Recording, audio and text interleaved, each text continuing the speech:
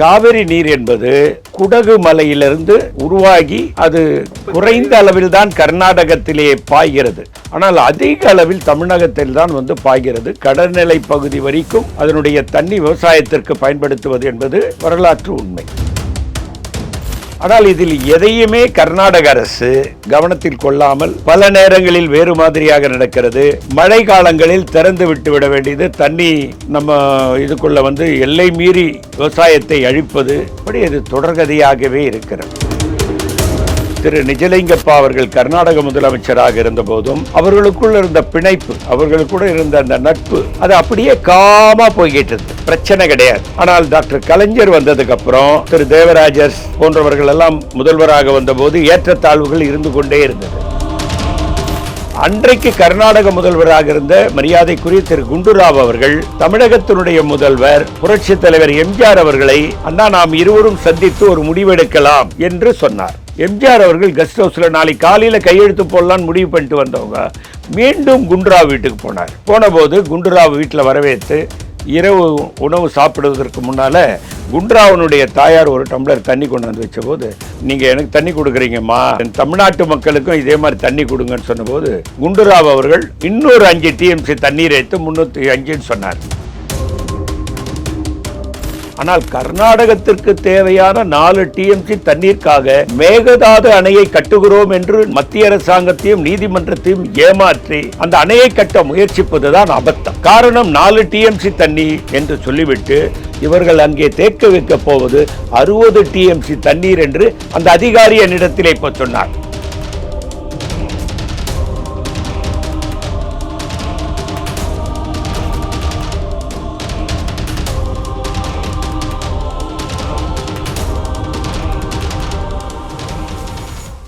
Real one நேயர்களுக்கு வணக்கம். இன்று நம்மளுடைய நேர்காணலுக்கு காங்கிரஸ் கட்சியை சேர்ந்த திரு பொன் கிருஷ்ணமூர்த்தி அவர்கள் இணைஞ்சிருக்காங்க. வணக்கம். வணக்கம் சார், எப்படி இருக்கீங்க? நல்லா இருக்கேன் சார். இப்போது மேகதாது அணை கட்டுறதுக்கு தமிழ்நாட்டில் எந்த விதமான அனுமதியும் வாங்க வேண்டியதில்லை அப்படின்னு சொல்லிட்டு ஒரு விஷயம் ஓடிட்டுருக்கு. இன்னொரு பக்கம் பார்த்தீங்க அப்படின்னா இந்த விஷயமா தமிழ்நாடு முதலமைச்சரை பேசுவதற்கு கர்நாடக முதலமைச்சர் DK சிவகுமார் அழைச்சிருக்காரு. பேச்சுவார்த்தை நடத்த போகிறாங்க. பல ஆண்டுகளாக எந்த ஆட்சி வந்தாலும் இந்த காவேரி பிரச்சனையை பற்றி ஏதாவது ஒரு செய்தி ஒரு சீசனில் பயங்கரமாக உலா வருது. என்னதான் நடக்குது? ஏன் இவ்வளோ பிரச்சனை? அதாவது காவிரி நீர் பிரச்சனை என்பது ஆங்கிலேயர்கள் இந்திய நாட்டை ஆண்ட காலத்திலிருந்து நடந்து கொண்டிருக்கக்கூடிய ஒரு விஷயம். மைசூர் ராஜதானியும் சென்னை ராஜதானி, சென்னை ராஜதானிக்கு அப்பொழுது பிரதமர் என்று இருப்பார்கள். ஓமந்தூர் ராமசாமி ரெட்டியார், ராஜாஜி, குமாரசாமி ராஜா போன்றவர்களெல்லாம் சென்னை ராஜதானுடைய பிரதமர்களாக இருந்தார்கள். மைசூர் ராஜதானிக்கு நிஜலிங்கப்பா போன்ற ஆளுமைகள் அங்கே பிரதமர்களாக இருந்தார்கள். அந்த காலத்திலிருந்தே, ஆங்கில ஏகாதிபத்திய காலத்திலிருந்தே இது தொடர்கதையாக போய்கொண்டே இருக்கிறது. ஆங்கில ஏகாதிபத்தியம் பல முயற்சிகள் எடுத்தும் அது சரியாக வரவில்லை. அதற்கு பிறகு சுதந்திரத்திற்கு பிறகு அந்த பிரச்சனை தொடர்ந்து கொண்டே இருந்தது. காவிரி நீர் என்பது குடகு மலையிலிருந்து உருவாகி அது குறைந்த அளவில் தான் கர்நாடகத்திலே பாய்கிறது. ஆனால் அதிக அளவில் தமிழகத்தில் தான் பாய்கிறது. கடல்நிலை பகுதி வரைக்கும் அதனுடைய தண்ணி விவசாயத்திற்கு பயன்படுத்துவது என்பது வரலாற்று உண்மை. அப்படி இருக்கும்போது காவிரியில் எப்படி நீரை தமிழகத்திற்கும் கர்நாடகத்திற்கும் பிரித்து கொள்வது? கேரளாவிற்கும் சில TMC தண்ணீர்கள், ஒரு 4 TMCயோ என்னவோ யூனியன் பிரதேசமான பாண்டிச்சேரிக்கும் அதில் கொடுக்கப்பட வேண்டும் என்று ஒரு சட்டம் இருக்கிறது. ஆனால் இதில் எதையுமே கர்நாடக அரசு கவனத்தில் கொள்ளாமல் சில நேரங்களில் நடந்து கொள்கிறது, பல நேரங்களில் வேறு மாதிரியாக நடக்கிறது. மழை காலங்களில் திறந்து விட்டு விட வேண்டியது, தண்ணி நம்ம இதுக்குள்ள எல்லை மீறி விவசாயத்தை அழிப்பது, இப்படி இது தொடர்கதையாகவே இருக்கிறது. ஆனால் நீங்கள் பார்த்தீர்கள் என்றால் இன்றைக்கு ஒரு மத்திய இணையமைச்சர் அவர்கள், அவர் பெயர் சௌத்ரி என்று நினைக்கிறேன், அவர் என்ன சொல்லுகிறார் என்று சொன்னால், உச்ச நீதிமன்றம் தமிழகத்தினுடைய அனுமதியையோ அணை கட்டுவதற்கு, மேகதாது அணை கட்டுவதற்கு 3 மாநிலங்கள் அனுமதி கேட்க வேண்டும் என்று 2018 உச்சநீதிமன்றம் ஆணை பிறப்பித்திருக்கிறது.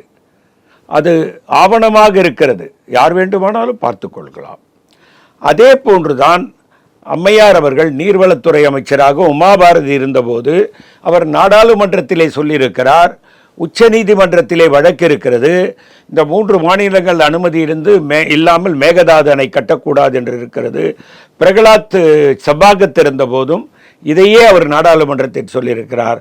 ஆனால் நேற்று ஒரு மத்திய இணையமைச்சர் உச்சநீதிமன்றத்தில் அப்படி ஒரு வழக்கு நிலுவையில் இல்லை என்று புரிதல் இல்லாமல் பேசுகிறார் என்று தான் நான் சொல்லுவேன். இல்லை சார், இப்போ யார் ஆட்சிக்கு வந்தாலும் இந்த பிரச்சனை நீடிச்சுக்கிட்டே இருக்கு. என்னதான் நடக்குது, என்ன பிரச்சனை சார்? இதில் என்னன்னா, யார் ஆட்சிக்கு வந்தாலும் மத்திய அரசில் இதற்கு ஒரு மாநிலத்திற்கு உண்டான நிலைப்பாட்டை எடுப்பதில் தடுமாற்றம் இருக்கிறது. காரணம் என்னவென்று சொன்னால், கர்நாடகத்திலும் தமிழ்நாட்டிலும் காங்கிரஸ் ஆட்சி இருந்திருக்கிறது. கர்நாடகத்தில் மாறி மாறி காங்கிரஸ் ஆட்சி வந்து கொண்டிருக்கிறது. இன்றைக்கு கூட அந்த மத்திய அமைச்சர் இதை சொல்லியிருக்கிறார் என்று சொன்னால், இன்னும் 1.5 ஆண்டுகளில் கர்நாடகத்திலே தேர்தல் வரப்போகிறது. இது போன்ற பதில்கள் தங்களுக்கு சாதகமாக இருக்கும் என்று நினைக்கிறது. காரணம் என்னவென்று சொன்னால், பிஜேபி என்ற இயக்கம் இங்கே சிறிதளவு கூட கால் ஊன்ற முடியாமல் போனது என்பது ஒரு சோக வரலாறு. இந்த தடவை கூட சட்டமன்ற தேர்தலில் பார்த்துருப்பீங்க, சென்ற முறை 4 வேட்பாளர்கள் வெற்றி பெற்றார்கள். திரு நயினார் நாகேந்திரன், வானதி சீனிவாசன், காந்தி, சரஸ்வதி, ஈரோடுகாரன் 4 எம்எல்ஏக்கள் இருந்தாங்க பிஜேபியில். இந்த தடவை ஒரே ஒரு எம்எல்ஏ, அது கூட ஊட்டி பக்கம் நினைக்கிறேன், போதிராஜன் சொல்லி ஒருவர் வெற்றி பெற்றிருக்கிறார். 1 கண்ணே கண்ணுன்னு இருக்கு. இந்த 1 கண்ணே கண்ணு நமக்கு தேவையில்லைன்னு பிஜேபி முடிவு பண்ணிட்டாங்க. அது ஓகே. இப்போ இருக்கக்கூடிய சுச்சுவேஷன் படி பார்த்தோம்னா பல ஆண்டுகளாக அந்த பிரச்சனை நடந்துகிட்டு இருக்குல்ல, எங்க ஆரம்பிச்சிச்சு?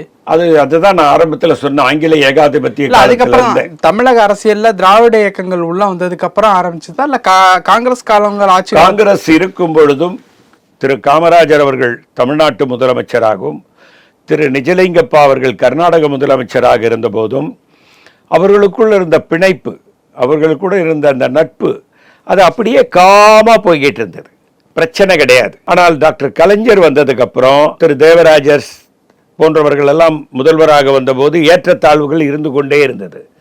திரு குண்டுராவ் அவர்கள் முதல்வராக வந்த பிறகு இப்போ மரியாதைக்குரிய திரு ஜோசப் விஜய் அவர்கள் சந்திக்க நம்முடைய கர்நாடக முதல்வர் சிவகுமார் அழைத்ததை போல, அன்றைக்கு கர்நாடக முதல்வராக இருந்த மரியாதைக்குரிய திரு குண்டுராவ் அவர்கள் தமிழகத்தினுடைய முதல்வர் புரட்சித் தலைவர் எம்ஜிஆர் அவர்களை, அண்ணா நாம் இருவரும் சந்தித்து ஒரு முடிவெடுக்கலாம் என்று சொன்னார்.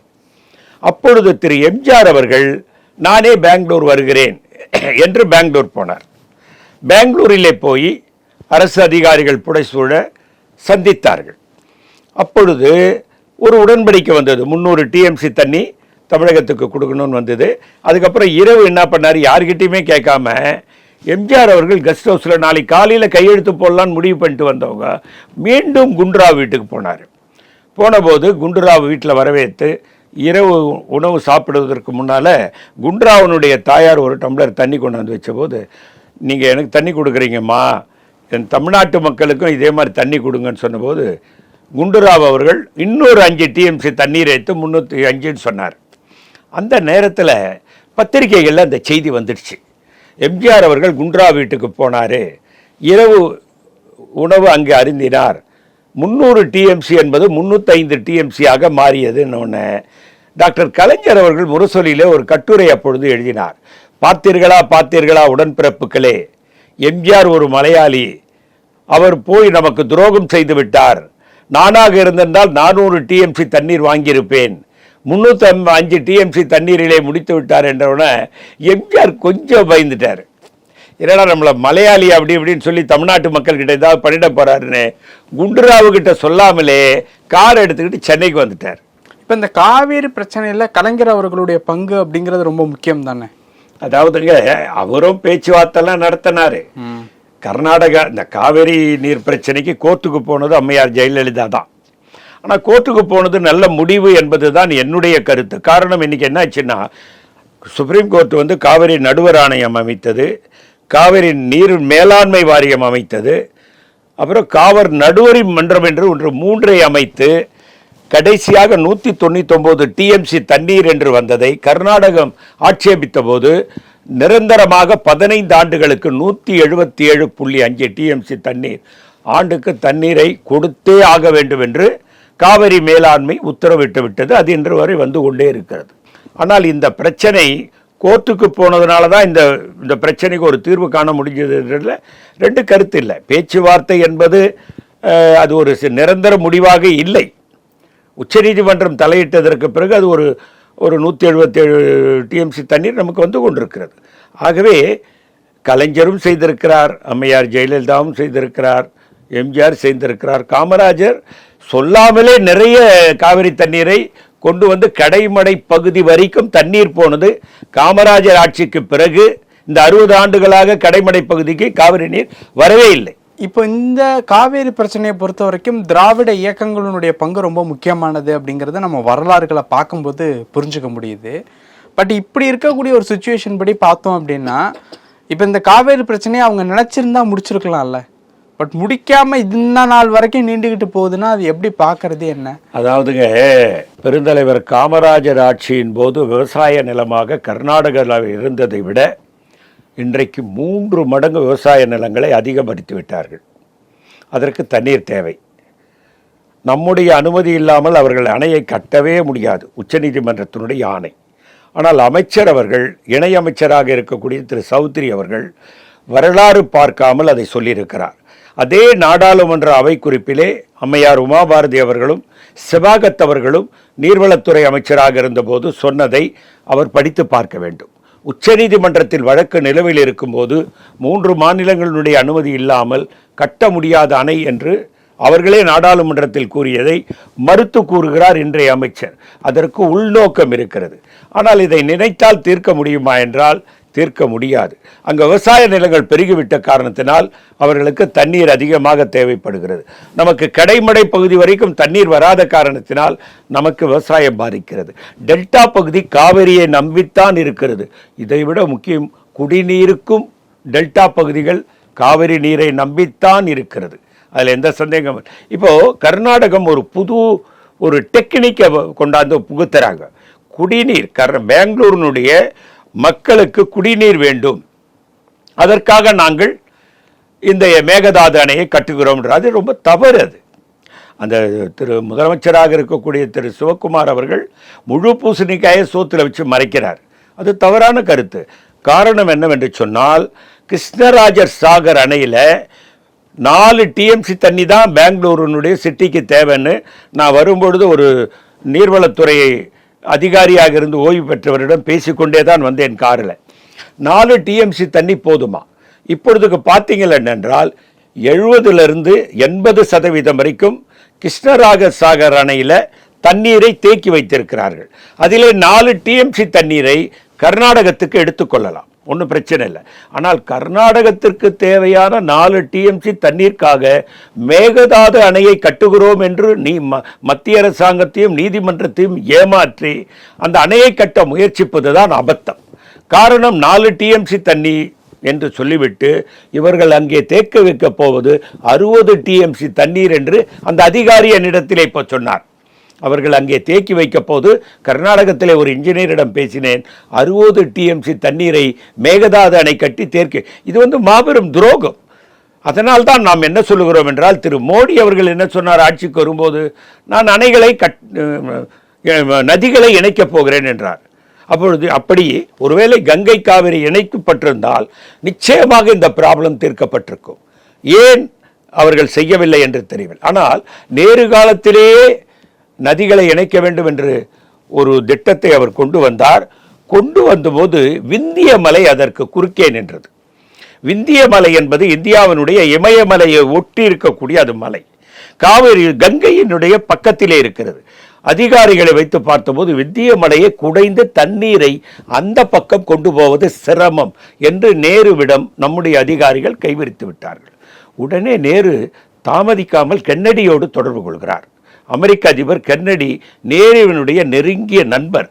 கென்னடியிடம் எங்க விந்திய மலை என்று ஒன்று இருக்கிறது, நதிகளை இணைக்க வேண்டும். என்னுடைய ஆட்சியிலே நதிகளை இணைத்து விட்டால் 50கள்ல ஆமா வெள்ளம் வராது, 60க்கு முன்னால வெள்ளம் வராது, எல்லா மாநிலம் பாதுகாப்பாக இருக்கும், வறண்ட மாநிலங்களுக்கும் நீர் இருக்கும், வெள்ள மாநிலத்தில் வெள்ளம் வறண்ட மாநிலத்துக்குள் வந்துவிடும் என்று திட்டம் இருக்கிற போது கென்னடி முழு ஒத்துழைப்போடு அமெரிக்க என்ஜினியர்கள் வந்து ஆராய்ச்சி செய்துவிட்டு விந்திய மலையை குடைந்து தண்ணீரை அந்த பக்கம் கொண்டு போவது என்பது காணல் நீர் முடியாத காரியம் என்று கைவிரித்து விட்டார்கள்.